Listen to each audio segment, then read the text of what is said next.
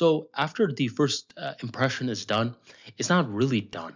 The first entire day is the entire day to make the first impression. So even after you're done with the interaction, you still have that chance to make that first impression. This is when you get their number and then you follow up text them.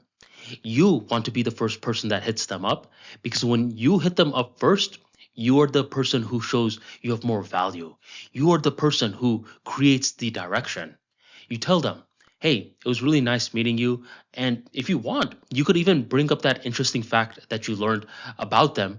You could jokingly say it, or you could just say it to let them know that you are paying attention. Hopefully, the drone real estate business goes well. And then pretty much what you're doing is you're breaking the ice to show that dominance. This is a part of the first impression package. A lot of people, they will get names, but they will never use the names, so they forget the names.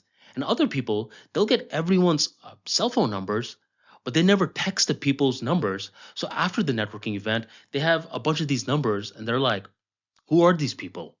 So you want to get these numbers with the intention of actually texting them. Don't wait for them to text you first. Be the first to text them. And if you text them first, you will show dominance. Be okay with mistakes. Not everyone is going to like you, and that is perfectly fine. I recall there was this one time I was at a tailgate, and I was the one who was hosting it, so I felt a little bit more powerful than I did with other events. I was going up to different people and I was joking around with them, and every now and then I would make jokes at their expense.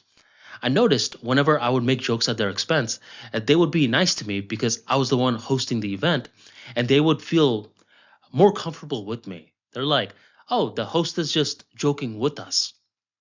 So I felt good. A lot of people that I was meeting for the first time, I was just making a slight little joke about them and they felt closer to me. This strategy was working with multiple people until eventually I met this one girl who I made a joke about and she got mad. And she's over here turning her back to me. And there was another guy who's like, hey, no, he didn't mean it like that. He's trying to make me look good. And I just thought that this was a weird situation. My strategy was working with all these other people, but why not her? But I was analyzing the wrong thing. The thing is, the question isn't right. It's not why didn't it work with her? It's who cares? It was working with all these other people. Now, granted, I could make some tweaks in the future. I mean, she was hanging by herself the entire time, so maybe she didn't know people. She didn't really warm up that social muscle for that event. I get it. I could be more empathetic. But at the same time, I have to maintain my authentic voice. So you want to be kind, but you want to be real. Over time, the more that you're practicing improving your first impressions, you will see that it doesn't always work with people. Some people, they're just not going to like you. It is what it is.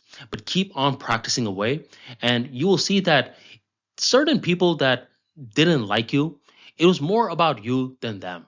Maybe your tonality was a little too aggressive. Maybe you were laughing a little too much. Maybe you were trying a little too hard. And you'll learn how to tone it down. And that's when you keep on refining how to make better first impressions. You just need to practice though, because the more that you practice, the more that you can make these tiny tweaks.